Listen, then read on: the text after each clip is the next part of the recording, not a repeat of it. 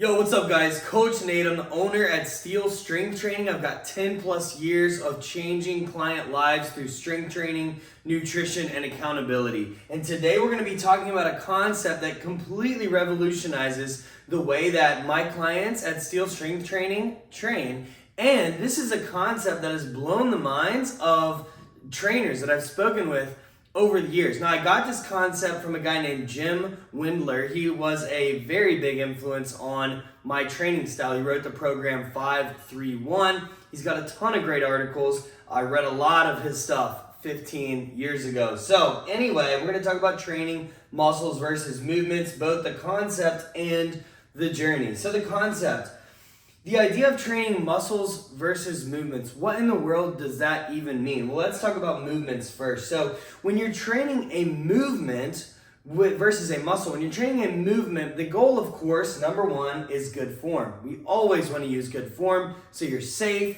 and effective. But beyond that, once you've got the form nailed down, the goal with a movement is performance. So when you're doing a squat, for example, right? You understand the squat form, you've got a good setup, you're gonna get a big breath, you're gonna keep your abs tight, you're gonna control it down and explode up. Another way of thinking about this, the idea of training for performance, is that we're trying to make a heavy weight feel light. Now that doesn't necessarily mean that a heavy barbell on your back that you're doing squats with is going to be light, but you're treating it as if it's light. You're gonna try to make it feel light, rather, so you can explode up. The whole goal when you're training movements beyond good form is performance. You want to eke out another rep. You want to add 5 more pounds to the bar if you can. It's all about progressive overload, doing more weight and or reps over time. And you kind of want to force it a little bit. You want to push it a little bit. This doesn't mean we're trying to push our body beyond what it's capable of doing, but you do want to, again, if you can squeeze another, if you can put another 5 pounds on the bar, another 10 pounds, if you can squeeze out another rep, you should do it. The goal is training for performance. Now, of course, by doing this, when we're training a squat, when we're training that as a movement, are we training our legs? Are we training our glutes? Of course you are. But all the results are gonna come as a byproduct of you getting stronger on that movement. The goal is strength, the goal is performance.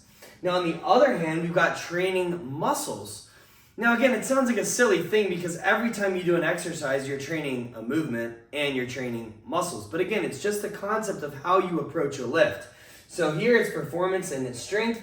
When you're training muscles, the goal, of course, number one, is good form so you can be safe and effective. That's a given. That's the number one thing no matter what when you're in the gym. But beyond that, the goal is muscle fatigue. And another way of putting this is you want to make a lightweight feel heavy. So for example, when I'm doing a curl, I'm gonna go all the way down, full range of motion. You should always use full range of motion. Come up and squeeze, control it down, come up and squeeze. Like I'm really taking my time. I'm really focusing on the muscle that I'm training. In contrast, when I'm doing a squat, when I'm training a movement, right? We're gonna talk more about the movements that you would do with each of these.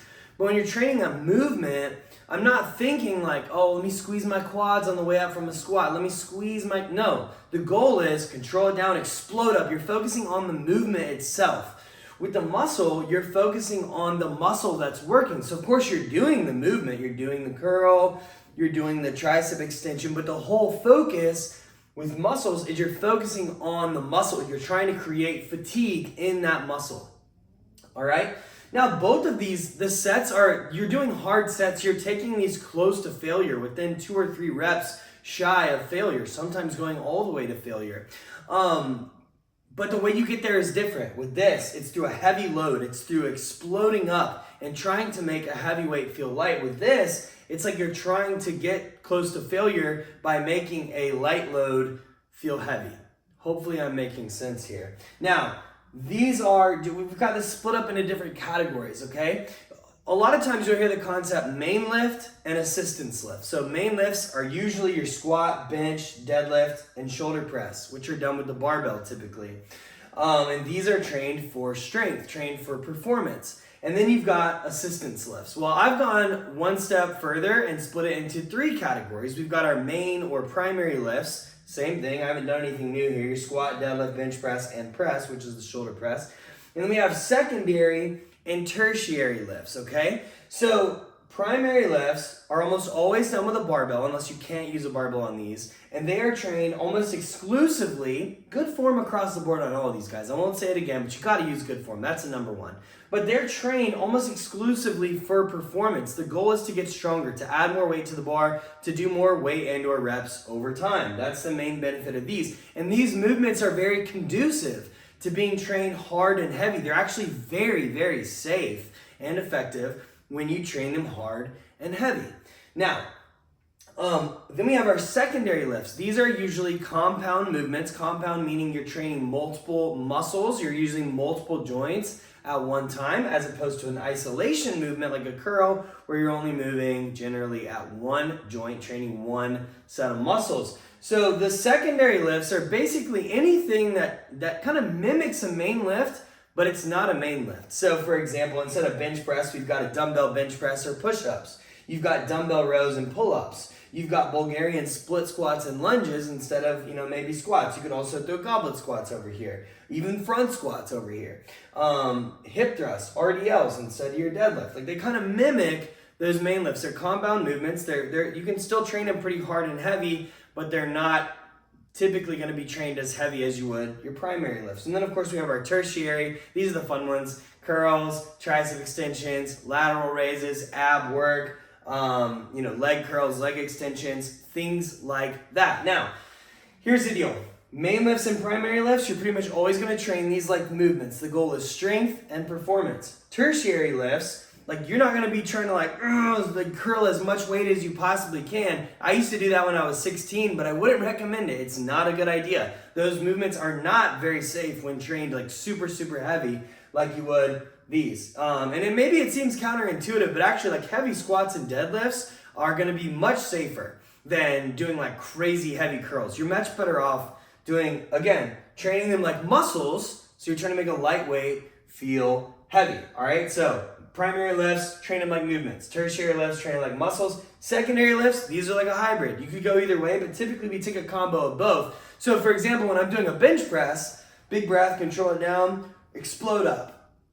Explode up. It's all about performance. However, if I'm doing, say, a dumbbell bench press or a push-up, nice and controlled, press up and squeeze. Nice and controlled, press up and squeeze. So a little bit different than how you would train the bench press. You're focusing on performance, but maybe like first you're like, all right, I'm going to make sure I'm getting a big stretch and squeezing the muscles that I'm working.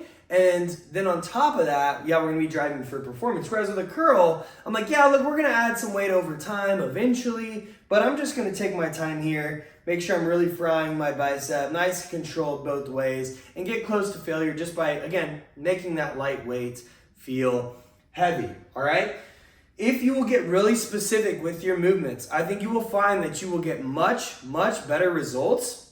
And you'll be utilizing the exercises the way that I believe they're intended to be used, all right? So train your big lifts like movements, train your smaller lifts like muscles, and your intermediate lifts like a nice combo of the two. Now let's talk about the journey, because I think this advice also doesn't apply to everyone at all times. Let me explain. So in your first 0 to 3 months, you need to learn the form. Like you just need to make sure you're moving properly, and it's gonna take you a few months to really get those things down. It's like learning to ride a bike. It's a skill. You gotta practice the movements. You need to learn form. That's number one. And generally all lifts are gonna be trained kind of between that muscle and movement spot until your form is perfected. So you're not coming in here day one doing squats like an explosive squat. Not a good idea. Not until you've gotten your form down, okay? You also don't need to get like crazy focused on the whole mind-muscle connection, because it's like yours probably sucks right now when you're starting off, and that's hey, mine did too. Most of our clients do, all right? It's rare that somebody comes in and they're really dialed in on like, I can really feel my bicep or my tricep working. So you're better off just kind of training a combo. Let's try to focus on the target muscle, try to focus on performance, but also let's really learn the form. That's really what you need to be doing in your first 3 months. You're just setting up a nice, stable foundation for really great training later on. And the nice thing is, beginners see amazing results just by showing up. Like beginners could get amazing results just by picking your nose and eating boogers. I don't recommend it, but I mean, it is an option because you're just Not in all seriousness, but my point is you're going to see amazing results as a beginner pretty much no matter what you do. All right, so let's just learn the movements, make sure you're training properly. Then your next 3 to 24 months, these are really fun months of training, guys. This is where you're going to master your form. You've got pretty good form. You want to master it. Just, every repetition looks the same, but then all lifts should look like the chart above. You're training your primary lifts like a movement, you're training your tertiary lifts like a muscle, and your secondary lifts like a combo of the two. And finally, 24 plus months into your training journey, most of your lifts still need to adhere to this. You're still doing what we just talked about, but there are times where it might make sense to train like some of these main lifts more like a secondary thing or more like a muscle, all right? So there's a time and place for that once you're more of an advanced trainee, client, gym goer, worker out, or whatever you want to call yourself. But this is the journey. Your first 3 months, learn everything. Just set a good foundation. 3 to 24 months, you need to be totally dialed in on this. There's no reason for you to deviate from that. 24 plus months, you still probably benefit from just sticking to this, but there may be times where it makes sense to switch things up, whether for, maybe you're in a plateau, you want to get some more results by switching things up. Maybe you're just bored and you want to try something new. But until you get to 2 years of really, really good training, there is no reason, none, to deviate from what we have laid out here. So if you want to get the best results, have the best workouts, the best training sessions, you need to understand and implement this concept and understand where you are on this journey. By training each movement properly, the way that they're best trained, you will get better results. You will stay safer as well.